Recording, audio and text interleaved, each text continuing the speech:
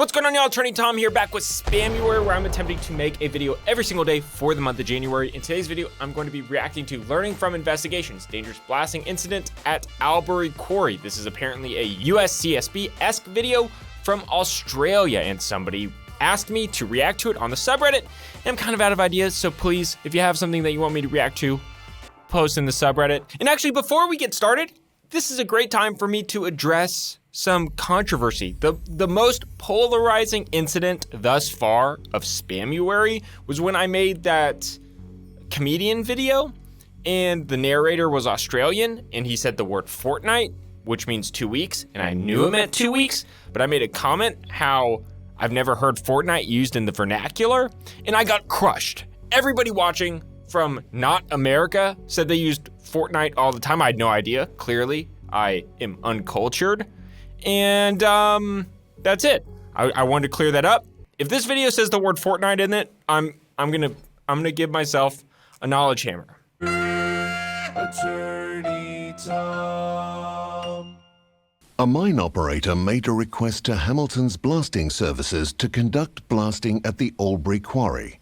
The mine operator required an overburden blast along a large bench in the southwestern area of the quarry, and secondary blasting to break up oversized rocks on the quarry floor. On the 10th of April 2018, at approximately 2:30 p.m., the quarry manager's partner and 3 friends arrived at the quarry. At roughly the same time, a truck driver employed by a haulage contractor arrived at the quarry to have his truck loaded. When you're dealing with lawsuits, and yes, I'm gonna be applying American law, I'm an American catastrophic injury lawyer, okay? Now, if you watched any of my videos before, you know when we're doing an analysis on a lawsuit, one of the very first things we want to identify is who are the parties, who do they work for, what is their relationship like with each other? More specifically, what is the relationship like between the negligent party and the injured parties, because that could drastically affect what legal remedies are available to you. So far we have the mine owner, we have the blasting company that was contracted, we have a plant manager or mine manager who brought friends. Were those friends employed? I don't think so. And then we also have a contractor driving a truck. So far there are at least 5 different parties in this scenario. I don't take sponsors. The only thing I ask is that if you need a lawyer, contact my team for a free consultation. While most people know me as a catastrophic personal injury lawyer, I'm actually a partner at 2 law firms that handle way more than just catastrophic injury.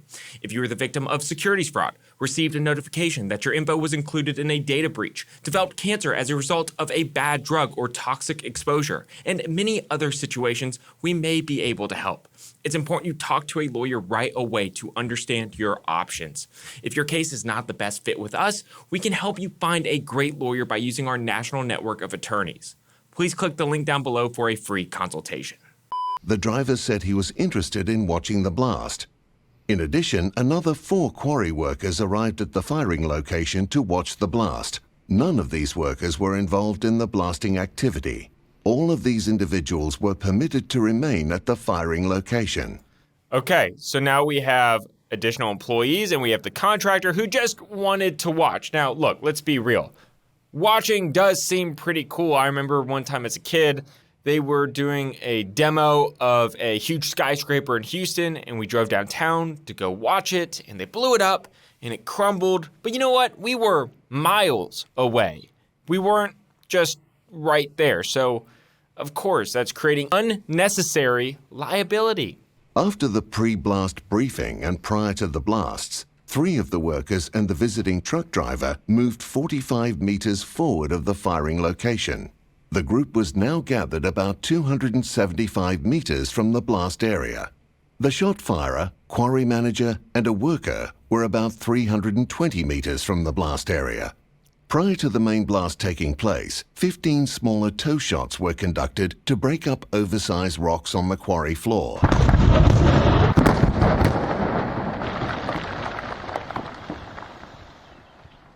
At 2:30 p.m., the main blast occurred.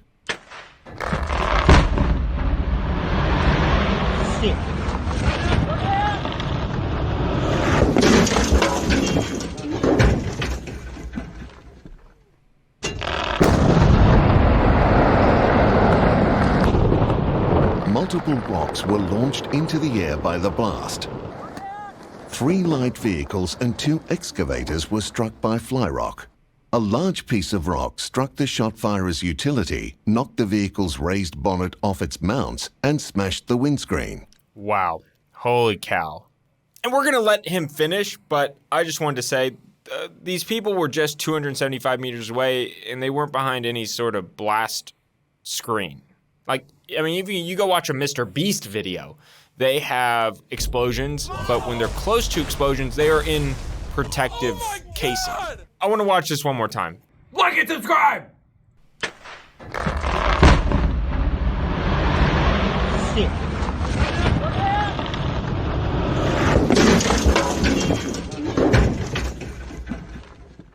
Luckily, no one was struck by the fly rock. The New South Wales Resources Regulator's investigation found the following led to the incident. Okay, before they say anything, I want to guess what they're going to say. After viewing that, to me, the most negligent party was probably the blasting company because they're supposed to be the experts, right? They failed to properly maintain the premises. They failed to have it safe. They let people stay and watch without any sort of protective barrier. And because they were hired by the mine owner, ultimately the mine owner, in my opinion, is also responsible because they hired people who didn't care about safety. And I mean, we're just lucky no one got really hurt, but let's see what they said. Multiple procedural safety and technical standards were not followed, including exclusion zones were not adequately established and the mine required all personnel to be at the front gate. Sentries and blast guards were not assigned or in place at the time of the blast. The firing location should have been located behind the blast area. Non-essential personnel were present at the firing location. Those present at the firing location were too close to the blast area, putting them at risk of being struck by fly rock. Inadequate blast design and insufficient design burden created fly rock. The correct type of explosive was not used in all blast holes. Interesting. That's something that I didn't even think of. But it makes sense. They didn't use the right type of explosives. Was there a safer alternative that could have been used? And of course, if somebody did get hurt and this were to go into a legal battle, that is something that you would argue. And in order to prove that, you'd have to get other demolition experts and prove up that theory of the case. But it sounds very plausible, of course. There was inadequate supervision of the blast. The quarry manager had no experience in shot firing and did not hold the relevant qualifications. The shot firer did not take control of the scene before firing the blast. The mine operator did not have controls in place to monitor workers and visitors at the site. Workers present during blasting were not given sufficient information and training.